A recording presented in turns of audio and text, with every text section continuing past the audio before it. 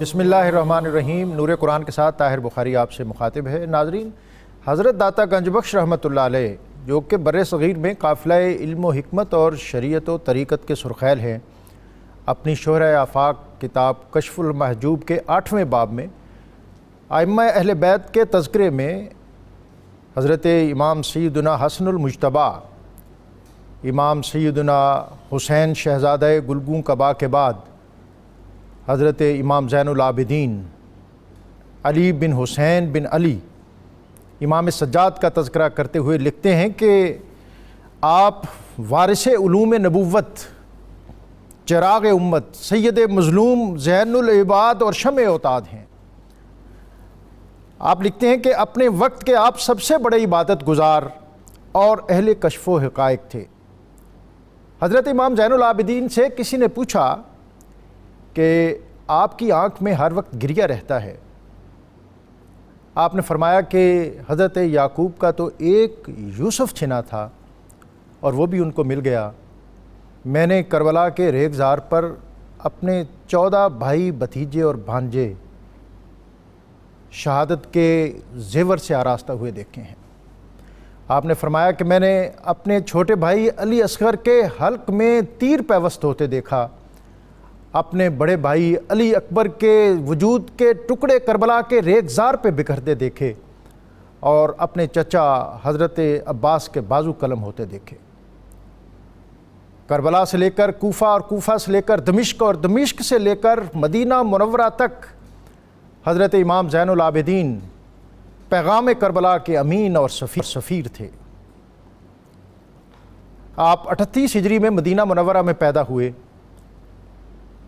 2 سال تک باب مدینۃ العلم حضرت علی المرتضیٰ کی گود میں تربیت کا اعزاز حاصل کیا۔ آپ بہت زیادہ عبادت گزار تھے۔ جب وضو کرتے اور نماز کے لیے مصلی پر آتے تو آپ کے وجود پر ایک خشیت اور ایک رقت طاری ہوتی۔ لوگ اس کا سبب پوچھتے تو آپ کہتے کہ تجھے پتہ نہیں ہے کہ میں کس کی بارگاہ میں حاضر ہونے جا رہا ہوں۔ مدینہ منورہ کی اولو العزم اور عظیم المرتبت ہستی تھے۔ ہشام بن عبد الملک ایک دفعہ حج کے موقع پر طواف کے بعد حجر اسود کی زیارت کے لیے صحن کعبہ میں رکا ہوا تھا۔ لوگوں کے ہجوم کے باعث وہ حجر اسود تک پہنچ نہیں پا رہا تھا۔ اتنے میں اس نے دیکھا کہ ایک عالی مرتبت اور عظیم المرتبت ہستی جس کے چہرے سے نور ٹپک رہا ہے اور جس کے وجود کی روشنی سے کعبہ کے در و دیوار روشن ہو رہے ہیں۔ آپ صحن کعبہ میں داخل ہوئے، طواف کیا اور حجر اسود کی طرف بڑھنے لگے تو لوگوں نے از راہ ادب آپ کے لیے راستہ چھوڑ دیا۔ کسی نے پوچھا کہ اے ہشام، یہ کون ہے؟ ہشام نے اس خدشے کے پیش نظر کہ کہیں آپ کی اولو العزم ہستی کے سبب شامی آپ کی طرف راغب نہ ہو جائیں، اس نے آپ کو جاننے اور آپ کی شخصیت کا ادراک کرنے سے انکار کر دیا۔ فرزدق جو اپنے عہد کا بہت بڑا شاعر تھا وہ وہاں کھڑا تھا۔ اس نے کہا کہ ہے شام، تو جانتا ہے یا نہیں جانتا یہ بات چھوڑ دے، میں بتاتا ہوں کہ تجھے یہ کون ہے۔ یہ فاطمۃ الزہرا جس کو سید النساء اہل الجنہ کا لقب عطا ہوا ہے، یہ اس کا فرزند ہے۔ اس کا نانا تاجدار ختمی مرتبت کا تاج سر پہ آراستہ کیوں ہے، دنیا کے اوپر رہتی دنیا تک جس کا پھریرا لہراتا رہے گا۔ ہشام اس واقعہ سے غضبناک ہوا اور اس نے فرزدق کو مکہ اور مدینہ کے درمیان اسفان نامی ایک جگہ پر قید کر دیا۔ حضرت امام زین العابدین نے 12,000 درہم اس کی خدمت کے لیے ارسال کیے۔ فرزدق نے کہا کہ میں نے زندگی میں مختلف بادشاہوں کے قصیدے کہے ہیں، لیکن امام یہ قصیدہ میں نے آپ کے نانا کی رضا اور ان کی خوشنودی کے حصول کے لیے اس طلب میں کہا ہے کہ روز محشر میری بخشش کا سامان بن جائے۔ اس نے آپ کی طرف سے ارسال کردہ یہ رقم لینے سے انکار کر دیا۔ قاصد واپس آیا تو امام زین العابدین نے یہ پیسے دوبارہ بھیجے اور فرمایا کہ ہم جو چیز کسی کو دے دیں وہ واپس نہیں لیا کرتے۔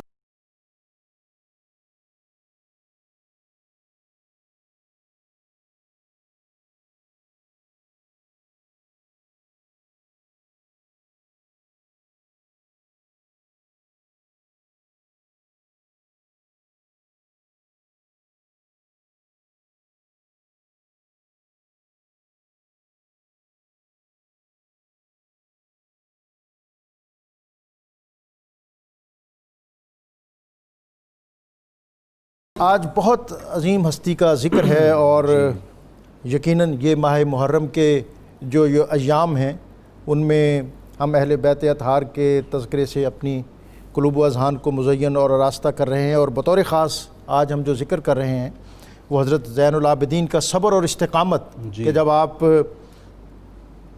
کوفہ میں ابن زیاد کے دربار میں تھے اور اس نے آپ کو قتل کی دھمکی دی تو آپ نے فرمایا تو جانتا نہیں ہے کہ قتل ہو جانا ہماری عادت اور شہادت ہماری کرامت ہے۔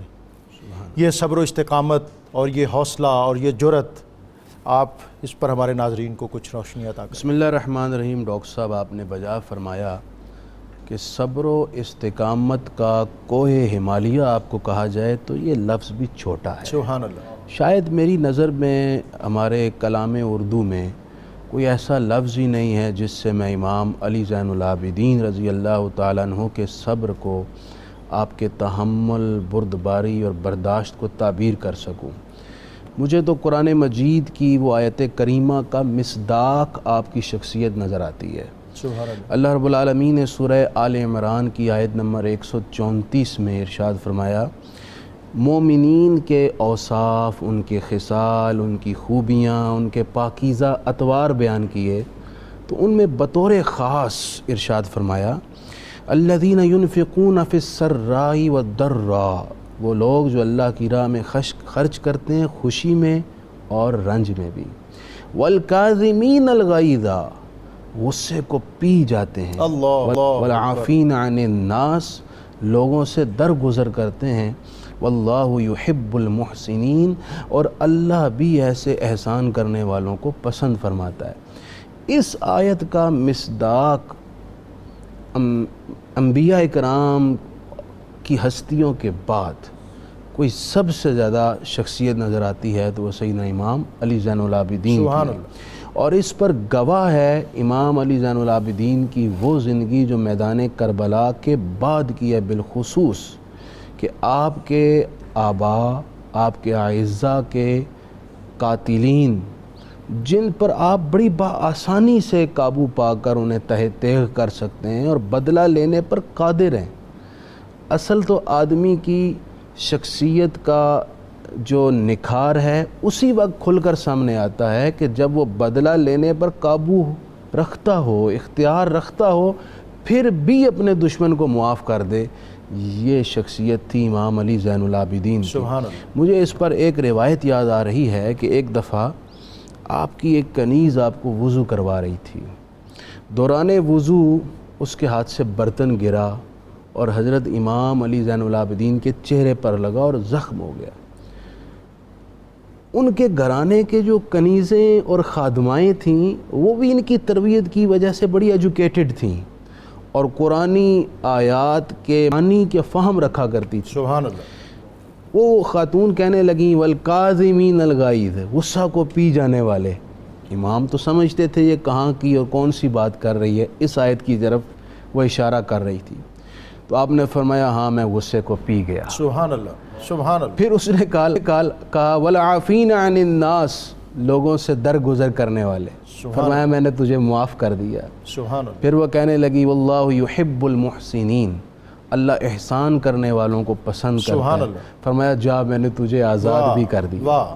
حضرت یہ اتنا بڑا ظرف آج کائنات کہاں سے لے کر آئے؟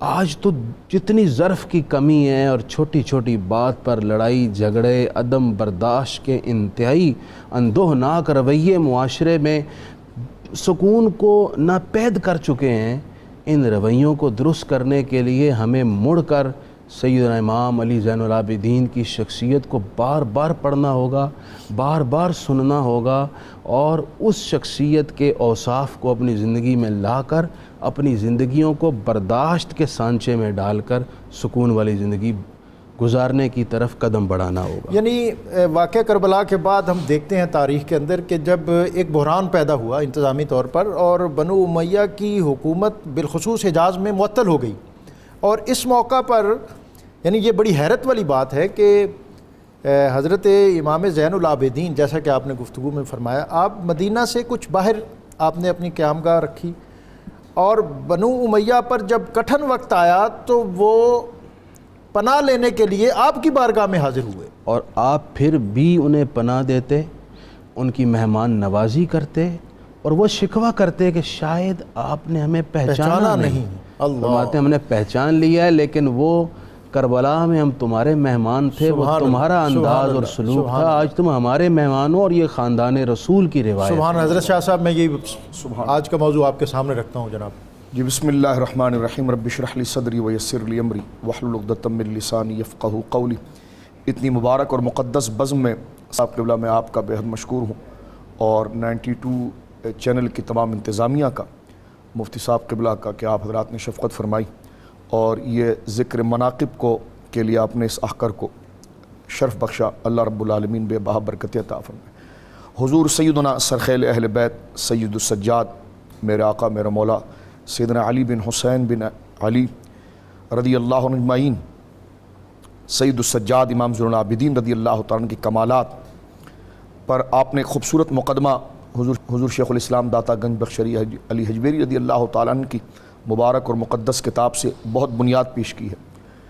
دیکھیے جس طرح بھی قبلہ مفتی صاحب اور آپ، بڑی خوبصورت بات، جی تو چاہتا تھا یہ گفتگو آپ ہی حضرات کریں اور ہم سامعین میں سے ہو جائیں، لیکن یہ شرف کے کچھ بولنے کا شرف حاصل ہو رہا ہے۔ حضرات اہل بیت اعظام رضوان اللہ اجمعین، اور خصوصاً یہ اکابر جو ہیں، یہ تو اخلاق مصطفیٰ کریم صلی اللہ علیہ وسلم کا مظہر عتم ہے۔ سبحان اللہ۔ اب آپ دیکھیں، سب سے پہلے یہ پروگرام ناظرین کے لیے اور عام ہم جیسے لوگوں کے لیے، ہماری تربیت کے لیے ایسا معاون بنتا ہے جو قرآن کریم نے ذکر فرمایا کہ وَكُلًّا نَقُصُّ عَلَيْكَ مِنْ أَنْبَاءِ الرُّسُلِ مَا نُثَبِّتُ بِهِ فُؤَادَكَ۔ سبحان اللہ۔ اے نبی مکرم صلی اللہ علیہ وسلم، یہ دنیا کے حالات یقیناً آپ کے پاؤں کو اپنے انداز میں، آپ کے پاؤں میں لرزہ بپا کرنا چاہتے ہیں، لیکن ہم آپ کے لیے تربیت اور اس استقامت کی راہ کو کھولتے ہوئے سب سے بنیادی انداز جو آپ کے ہدف کی طرف اور آپ کی استقامت کا باعث آپ کے شان ہے، وہ یہ ہے کہ وَكُلًّا نَقُصُّ عَلَيْكَ مِنْ أَنْبَاءِ الرُّسُلِ، ہم یہ کے بعد دیگریں سارے انبیاء کے قصص، واقعات، ان کے حالات ہم آپ کو ذکر کریں گے۔ کیوں؟ لِنُثَبِّتَ بِهِ فُؤَادَكَ، اس کے ذریعے آپ کے دل کو استقامت ملے گی، آپ کے پاؤں کو استقامت ملے گی۔ تو یہ آیت کریمہ اس بات کی طرف اشارہ کرتی ہے کہ نبی کریم علیہ السلام کی استقامت جو آپ کے درجے کے مطابق ہے، اللہ رب العالمین جل وعلا آپ کی تربیت کو اس انداز میں فرماتا ہے۔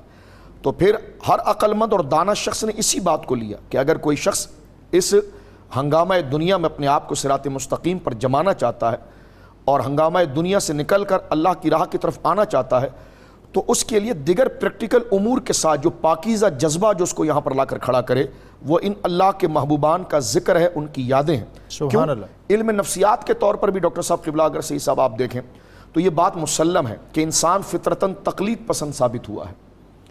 وہ کسی کی یاد کو، کسی کو آئیڈیل بنا کر اپنے ذخیرہ مطالعہ میں اس کو محفوظ کر کے اس کی یاد کو اپنا عملی جامہ پہنانا چاہتا ہے۔ سبحان اللہ۔ تو انسان فطرتاً تقلید پسند ہے، تو جو اس کے ذخیرہ مطالعہ کے اندر اور ذخیرہ معلومات کے اندر جو جو چیزیں جمع ہوتی چلی جائیں گی اور محبت کے ساتھ جمع ہوتی چلی جائیں گی، تو وہی چیز اس کے قالب کے اندر اترتی چلی جائے گی اور اس کی زندگی کے اور اس کے باطن کے ظلمت اور اندھیریاں دور ہوتی چلی جائیں گی۔ حضرت سیدنا سید السجاد امام زین العابدین رضی اللہ تعالی عنہ وارضاہ عنہ کو دیکھیے آپ کہ آپ کا سلسلہ جو سرکار مولا امام حسین رضی اللہ تعالیٰ عنہ کے پاکیزہ نسب کے ساتھ جڑتا ہے، تو میں اس کے لیے خراج پیشنا چاہتا ہوں حضرت فاروق اعظم رضی اللہ تعالیٰ عنہ کی بارگاہ کے اندر، کہ جس وقت علامہ ابن کثیر اور تمام تقریباً محققین نے اس بات کو لکھا کہ جب کسریٰ کی حکومت ٹوٹ گئی اور اس کی تمام تر اشیاء مال غنیمت بن کر آ گئی، تو اس کی 3 بیٹیاں جو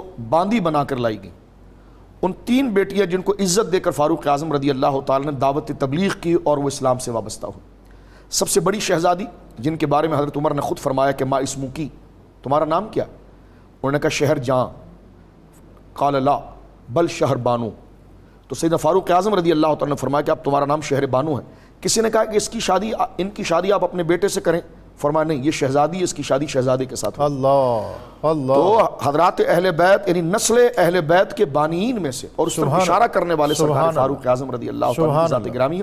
اور ہماری ماں حضور قبلہ سیدہ شہر بانو رضی اللہ تعالیٰ عنہ کا عقد پاک سرکار مولا امام حسین رضی اللہ تعالیٰ عنہ سے ہوا اور ان کے صدف اقدس سے امام زین العابدین پیدا ہوئے. سبحان اور جو دوسری بہن تھی ان کا نکاح حضرت فاروق اعظم کے بیٹے سے ہوا, حضرت عبداللہ سے, اور ان سے حضرت سالم پیدا ہوئے. اور تیسری جو چھوٹی بیٹی تھی اس کا نکاح سیدنا محمد بن ابی بکر, حضرت ابو بکر صدیق کے سب سے چھوٹے بیٹے سے ہوا, اور اس سے پیدا ہو رہے ہیں حضرت قاسم. پھر آگے شجرہ آگے چلتا ہے. تو گویا کہ امام زین العابدین رضی اللہ تعالیٰ عنہ وردہ عنہ کی, یعنی یوں سمجھیے کہ فاروق اعظم کو جو اللہ نے صفت محدثیت عطا فرمائی تھی, اس سے آپ نے نکھار کر لیا تھا کہ اس امت کے اندر یہ برگزیدہ شخص کہ اولین اور آخرین میں بعد انبیاء جس کی مثال نہیں ملتی, وہ یقیناً یہیں سے وہ چشمہ فیض جاری ہوگا, اور حضرت امام حسین رضی اللہ تعالیٰ عنہ کی نسبت اس کے ساتھ وابستہ رہے گی.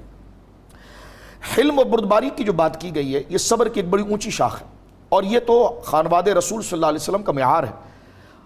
اب دیکھیں ماہران نفسیات اور وہ لوگ جو غیر مسلم ہیں, جنہوں نے نبی پاک صلی اللہ علیہ وسلم کی اس دعوی نبوت کو جب انہوں نے دیکھا کہ ایک انسان یہ دعویٰ کرے بقول ان کے کہ میں اللہ سے براہ راست ہوتا ہوں, تو وہ کہتے ہیں یقیناً یہ دعویٰ تو کرنے والا شخص تو انتہائی غیر معمولی ہوگا اور غیر معمولی صفات کا متحمل ہوگا. تو لہٰذا یہ بندہ جو دعویٰ کر رہا ہے کہ مجھ پر وحی کا نزول ہو رہا ہے اور میں جو ہوں وہ اللہ رب العالمین جل وعلا سے براہ راست ہم کلام ہوں, تو پھر وہ ان کی شخصیت کے مطالعے کی طرف ایک انسانی فکر کے ساتھ اور ایک انسانی اقدار کو سامنے رکھتے ہوئے آئے. تو انہوں نے اس بات کو لکھا کہ انسان کی غیر معمولی کمالات میں سب سے بڑی چیز اس کا حلم ہے. سبحان اللہ. اور اس کی بردباری ہے. سبحان اللہ. حلم اور بردباری جو ہے وہ اس کا حلم ہے, یعنی نبوت کی سب سے بڑی شان حلم ہے, اور حلم کی ضد چھچورا پن ہے, بے جا جذباتیت ہے. نبی حلیم ہوتا ہے, اس کا حلم ہی بتاتا ہے کہ یہ شخصیت غیر معمولی ہے اور یہ اللہ کا نبی ہے کہ اذا خاطم الجاہلون قالوا سلاما. سبحان اللہ. اب اس میں سرکار مولا امام حسن کی طرف آتا ہوں. الصواعق المحرقہ کے اندر موجود ہے کہ جس وقت مروان بن حکم سامنے سے گزرا, اور یہ تو اہل بیت ہیں کہ جب یہ جہاں جلوگر ہو جائیں تو شمع خود پروانے جمع ہونا شروع ہو جاتے ہیں. سبحان اللہ. تو سرکار دو عالم صلی اللہ علیہ وسلم کے روضہ مبارکہ کے ساتھ سرکار مولا امام حسن مجتبی رضی اللہ تعالیٰ بیٹھے ہیں, اور حد نگاہ تک قبلہ سے یہ مجمع موجود ہے. سبحان. اور صواعق محرقہ جو مقدمہ ہے اسلام کا فیصلہ کن مقدمہ ہے, اس میں یہ بات موجود ہے کہ مروان قریب سے گزر کے کہنے لگا, جس طرح کہ ابھی آپ نے ہشام بن عبد الملک کی بات کی کہ وہ ڈر گیا کہ شامی اس طرف راغب نہ ہو جائے, اور ہمیشہ چاہے بات کے بھی بادشاہ ہوں, انہیں حضرت موسیٰ کاظم رضی اللہ عنہ میرے آقا سے بھی یہی ڈر تھا, میرے آقا سرکار امام جعفر صادق سے بھی یہی ڈر تھا, میرے آقا سیدنا امام علی رضا سے بھی ڈر تھا. تو کیونکہ وہ جو دلوں پر حکومت کرنا چاہتے تھے وہ ان کے بس میں نہیں تھا جو اللہ نے حضرات اہل بیت کو عطا فرمائی. تو میں مختصر کرتے ہوئے اس بات کو عرض کرنا چاہتا ہوں کہ حضرت امام حسن مجتبی کے قریب جب مروان آیا تو اس نے کہا کیوں بغاوت کا پلان بنایا ہے, اس نے طنز کیا. تو آپ نے سر مبارک کو یعنی رضا سے خلافت دے دی, امت کے لیے صلح کر دی, بہت بڑے فتنے کا سد باب کر دیا, اور آقا کریم صلی اللہ علیہ وسلم کی اس بشارت پر آپ آ گئے کہ ابنی ھذا سید سبحان اللہ لعل اللہ ان یصلح بین الفئتین عظیمتین من المؤمنین. سید کا درجہ آپ نے پایا, اور آپ نے دو بڑے مسلمانوں کے گروہ کے اندر صلح کرا کر اور اپنی قربانی دے کر قیامت تک کے لیے امت کو انتشار سے بچایا. اس پر عوض یہ دیا جا رہا ہے تہمت. تہمت بڑی ظالم چیز ہوتی ہے, یعنی جس کو کہا جائے الٹی چھری سے ذبح کرنا.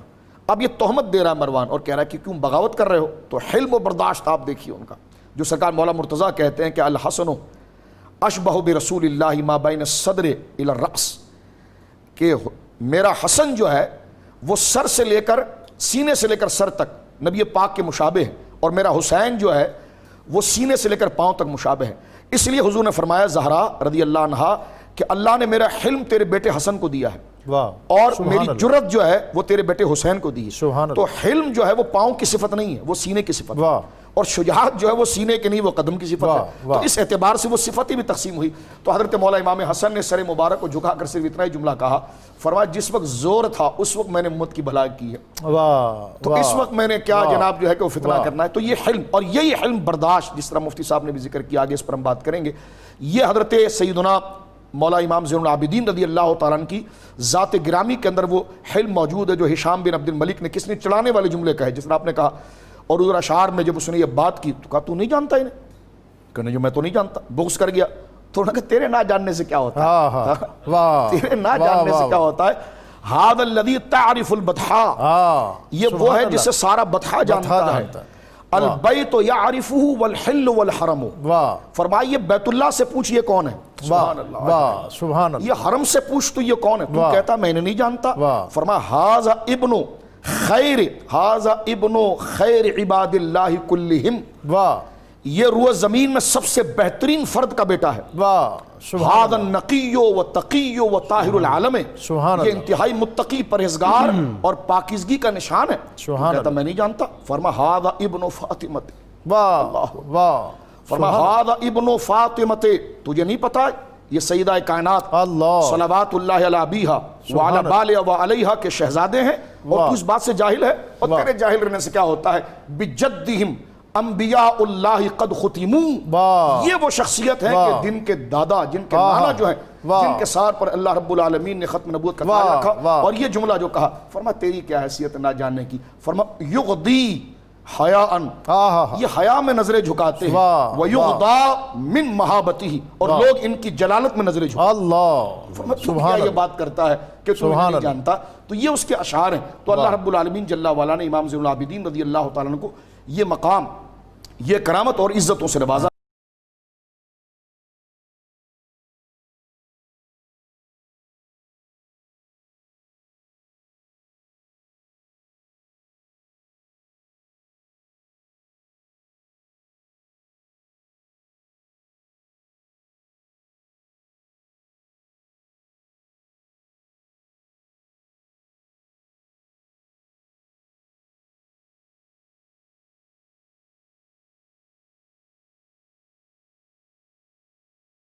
مفتی صاحب آج کے دور میں جو ایک افتراق ہے اور بودھ ہے، اور آپ نے ایک اپنی گفتگو میں بھی ذکر کیا تھا کہ ہم لوگ معمولی باتوں پر لوگوں کو بھی طعن و تشنیع کا نشانہ بناتے ہیں، اور اپنی جو ایک بیجا اپنے ذات کے پھیلاؤ میں دوسروں کو ملیا میٹ کرنے کی کوشش کرتے ہیں. ان حالات میں جہاں مختلف نفسانی جو خواہشات ہیں ان میں پھنسے ہوئے ہیں، حضرت امام زین العابدین اور اہل بیت اطہار کا اسوہ جو ہے ان حالات میں ہمیں ہماری کس طرح رہنمائی کرتا ہے؟ قبلہ اس وقت جو معاشرے میں ہم دیکھ رہے ہیں، ہر طرف ایک افراتفری کا ماحول ہے. اسلام یہ نہیں کہتا کہ آپ اپنی ذات سے بالکل غصہ ختم کر دیں، یہ دیکھ فطرتی عمل ہے، اسلام اس سے روکتا نہیں ہے، لیکن اعتدال کا درس دیتا ہے. سبحان اللہ. جہاں پر غصہ کرنا ہے حق کے لیے کرنا ہے، اور جہاں سے غصے کو روکنے کا حکم ہے وہاں اس لیے ہے کہ یہاں پر حق غصہ کرنے کا اجازت نہیں دیتا. اس لیے اعتدال کی ضرورت ہے. اس وقت آپ دیکھیں بہت سارے لوگ ایسے ہیں زندگی بھر کی محنت صرف ایک لمحہ اپنے اوپر قابو نہ رکھنے کی وجہ سے برباد ہو جاتی ہے. زندگی کی کئی دہائیاں بسر کی، ایک ہی چھت کے نیچے بچے ہوئے، اکٹھے رہے، غصے نے آ کر ایسے جذبات دلائے کہ وہ قابو سے باہر نکلا اور چند کلمات بولے، رشتہ ٹوٹ گیا، اور پورا گھرانہ جو ہے وہ ایک فساد میں اور بہت ساری مشکلات کا شکار ہو گیا. بچے ڈاکٹر صاحب رول جاتے ہیں، اور وہ سب سے زیادہ تکلیف میاں بیوی کے رشتے کے ٹوٹنے کے بعد اولاد کو ہوتی ہے. اب مفتی صاحب پھر وہ آپ کے پاس آتے ہیں، کہتے ہیں کہ جی غصے کے عالم میں یہ کر بیٹھا، اور پھر یہ کہتے ہیں کہ انہیں بتا دیا جائے کہ طلاق تو ہوتی ہی غصے میں ہے. پھر وہ آگے کہتے ہیں کوئی حل کٹ دیو. کوئی کیسے حل نکال سکتا ہے؟ جو اللہ رسول کا حکم ہے اس میں کوئی ترمیم اور تبدیلی تو نہیں کی جا سکتی. تو ان سارے مسائل میں اور حالات کے اس عجیب و غریب ماحول میں ضرورت اس بات کی ہے کہ اسوہ امام زین العابدین کو پیش نظر رکھیں، اپنی شخصیت میں قابو لائیں. ڈاکٹر صاحب میں ایک اور توجہ دلانا چاہوں گا. پہلے تو ہم نے بات کی سیدنا امام زین العابدین کے برداشت کی. ایسا صبر، حوصلہ، برداشت کہ طاقت رکھتے ہیں بدلہ لینے پر، لیکن تحمل ہے اور اللہ کی سپرد کر دی. سبحان اللہ. میرے نبی صلی اللہ علیہ وسلم نے ارشاد فرمایا، سب سے بہترین گھونٹ جس شخص نے پیا ہے وہ ہے جس نے غصے کے وقت اپنے غصے کو قابو کیا اور غصہ پی گیا. حضرت سیدنا ابو ہریرہ رضی اللہ تعالیٰ عنہ فرماتے ہیں، اور یہ حدیث پہ تمام ناظرین کی سماعت کی نظر کر رہا ہوں، خدا را اس کو اپنے دل میں نقش کریں اور اس کے مطابق اپنی زندگی گزاریں. میں آپ کو دعوے سے کہتا ہوں آپ کی زندگی میں سکون آ جائے گا.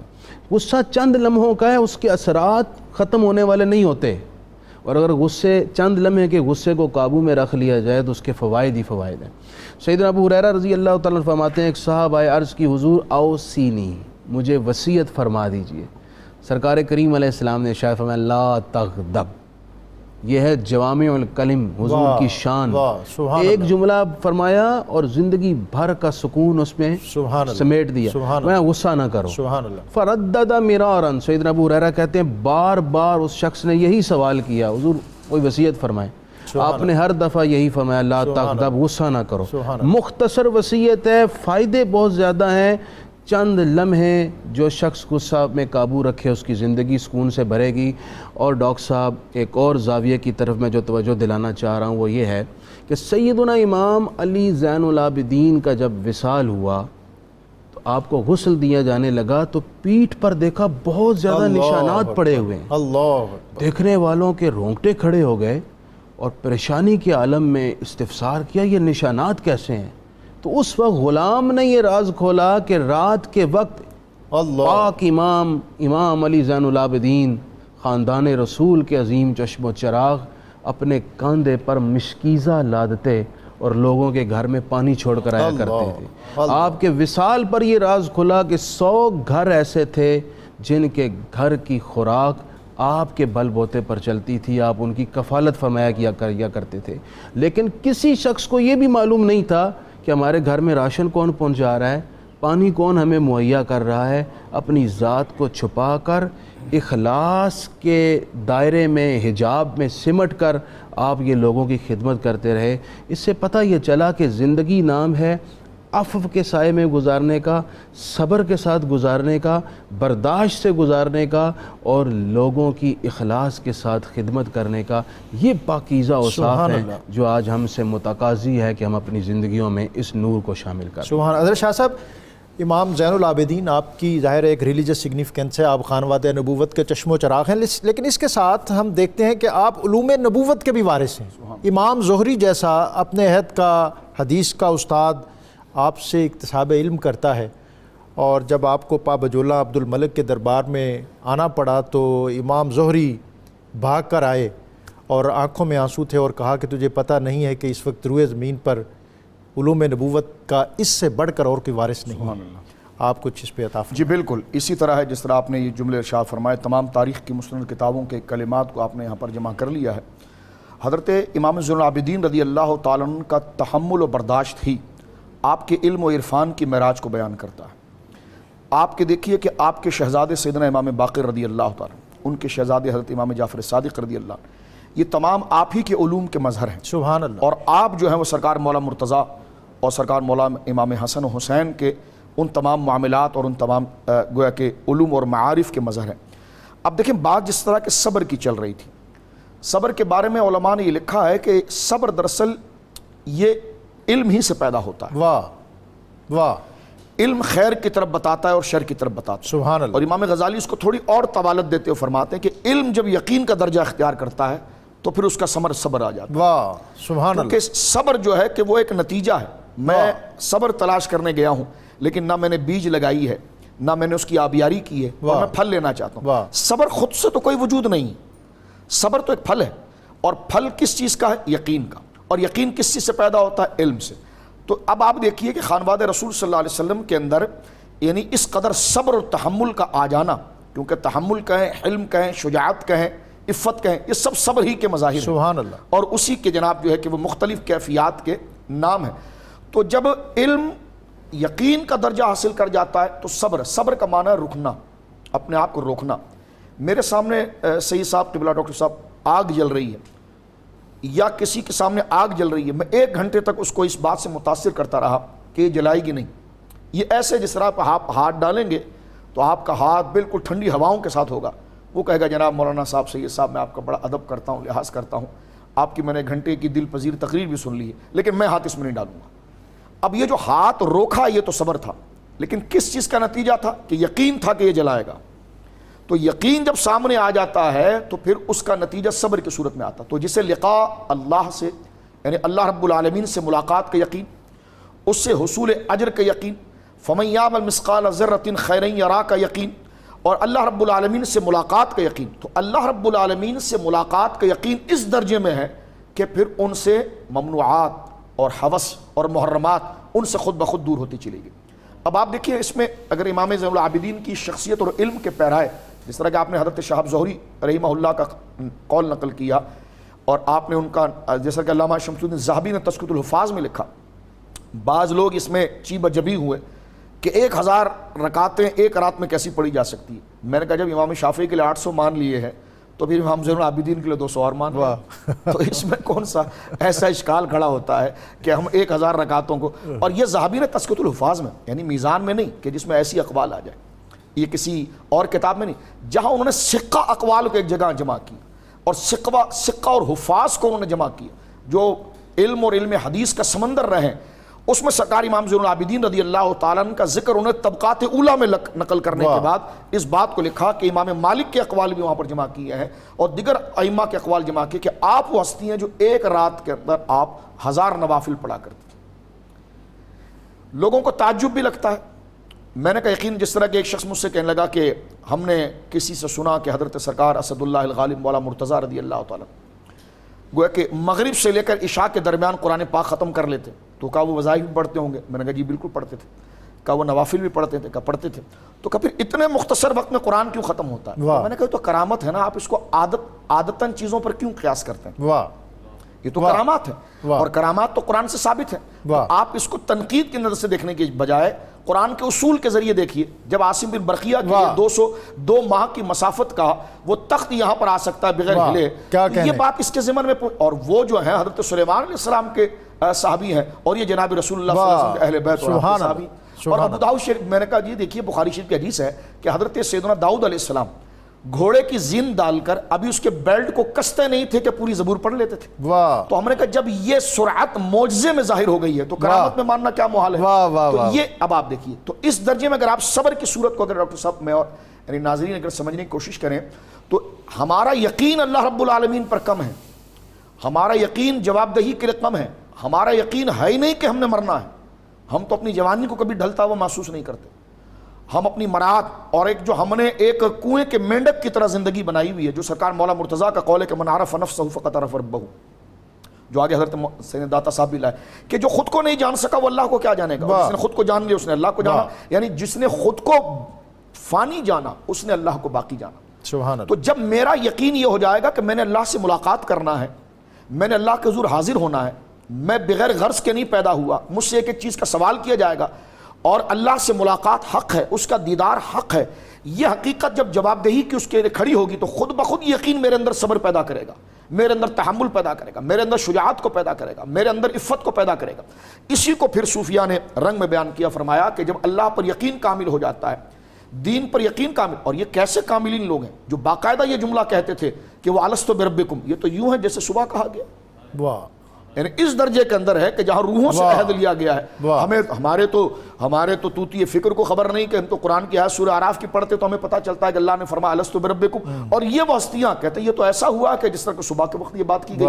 یعنی یقین کے اس درجے کے اوپر ہے. تو پھر ان کی شانیں صبر کی صورت میں ہوتی ہے. اور پھر آپ کی ساری زندگی کو اگر آپ دیکھیں تو یہی صبر، جب ممنوعات شرع اور اللہ کی نافرمانی کے کاموں کے سامنے صبر کا جب مظاہرہ ہوتا ہے، اسی کو آپ عفت و پارسائی کہتے ہیں. سبحان اللہ. جب یہی چیز ہوائے نفس کے مقابلے میں صبر ہوتا ہے تو اسی کو آپ تہذیب نفس کہتے ہیں. سبحان اللہ. یہی جب آپ غصے کی بات ہو رہی، جب غصہ انتہائی آئے اور وہ بدلہ لینے پر قادر ہو، لیکن جہاں نیک شخصیات کا عمل، جہاں اس کا اجر، جہاں اس کا انعام اور رب کی خوشنودی کے ان اللہ مع الصابرین، اب جب غصے کی حالت میں بندہ بدلہ لینے سے صبر کرتا ہے تو اسی کو حلم کہتے ہیں. لیکن یہ مردوں کا کام ہے. واہ، یہ مردان حق کا کام ہے، اور یہ انتہائی جو ہے کہ وہ برداشت اور تحمل کرنے والوں کا کام ہے، جو حضرت امام زین العابدین رضی اللہ تعالیٰ عنہ کی زندگی مبارکہ کی.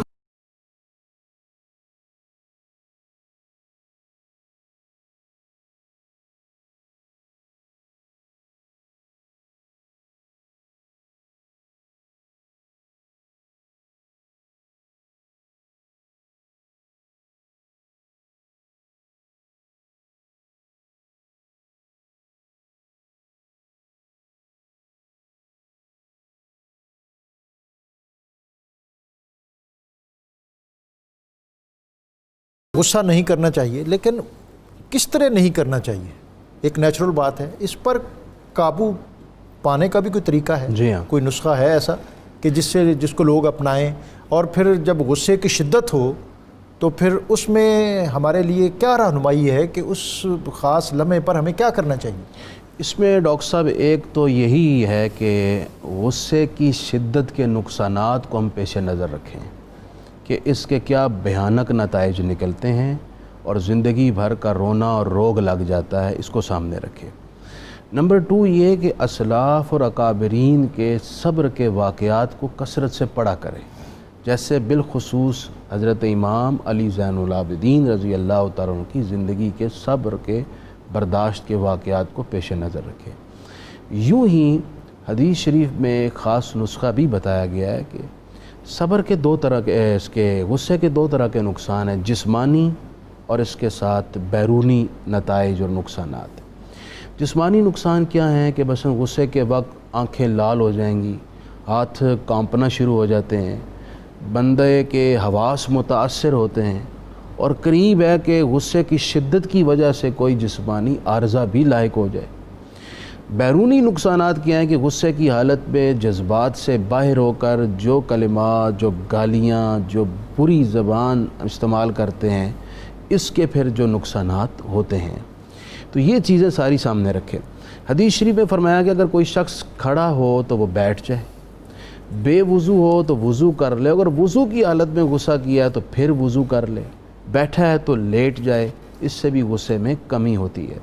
اسی طرح وہ اپنے نفس کی تربیت پر زور دے کہ میں نے غصے کو قابو کرنے کے لیے کیا کیا علاج کرنا ہے، کیا طریقہ استعمال کرنا ہے، اس پر توجہ دے۔ اس کا طریقہ کیا ہے؟ مثلا اپنے آپ کو ایسے کاموں پر مجبور کرے جو نفس کشی کا باعث بنے، مثلا عاجزی کا پابند بنائے، کثرت سے عبادت کا پابند بنائے، قرآن کی تلاوت کا پابند بنے۔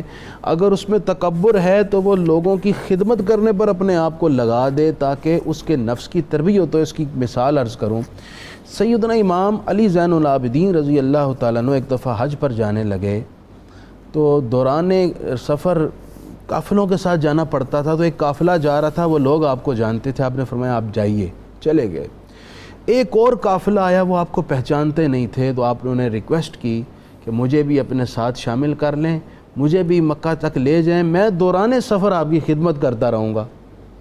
اب جان بوجھ کر آپ اس قافلے کا حصہ بنے جو لوگ آپ کو جانتے نہیں، جو آپ کو مخدوم نہیں بنا رہے، جو آپ کو شاہانہ طرز کے طور پر آپ کی خدمت نہیں کر رہے، اس کا حصہ بنے اور سارے راستے میں ان کی خدمت کرتے گئے۔ مفتی صاحب صرف ایک جملے میں آج کا میسیج دے دیں، بالکل اختتام پر ہماری آج کا میسیج یہی ہے قبلہ، والکاظمین الغیظ، اللہ فرماتا ہے غصہ پینے والے لوگ یہ ایمان والے ہیں، والعافین عن الناس، لوگوں سے درگزر کرنے والے، معاف کرنے والے، اور حدیث شریف میں ہے جو معاف کرنے میں پہل کرے اس کو اللہ پہلے جنت میں داخل کرے گا، واللہ یحب المحسنین، اور اللہ احسان کرنے والوں کو اپنا محبوب رکھتا ہے۔ ٹرانسمیشن میں مہمانوں کے شکریہ کے ساتھ میں احمد نقشبندی صاحب ان سے درخواست کرتا ہوں کہ امام زین العابدین اور اہل بیت اطہار کی بارگاہ میں منقبت کا نذرانہ پیش کیجیے۔ کاروان صبر کے سالار زین العابدین، کاروان صبر کے سالار زین العابدین، دین حق کے مرکز انوار زین العابدین، دشمنوں نے بھی اما پائی در سجاد سے، دشمنوں نے بھی اما پائی در سجاد سے، خیر و برکت کا ہے وہ کردار زین العابدین، خیر و برکت کا ہے وہ کردار زین العابدین، عابدین منزلیں اہل رضا ہیں، آپ کا نقش قدم منزلیں اہل رضا ہیں،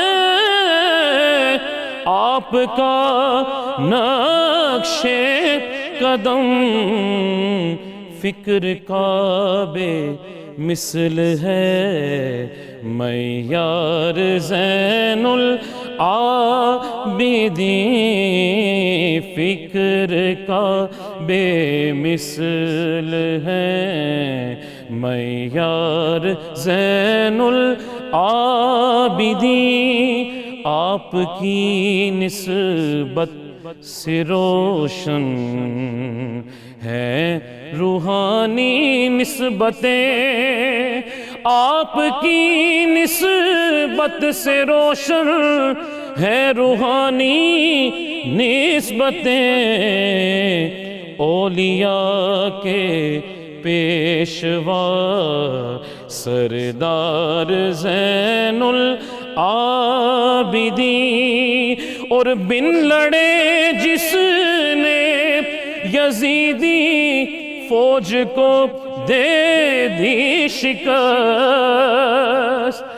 بن لڑے جس نے یزیدی فوج کو دے دی شکست، آپ ہیں وہ صبر کی تلوار زین العابدین، اور بے نوا ساحل پہ بھی چشم عنایت کیجئے،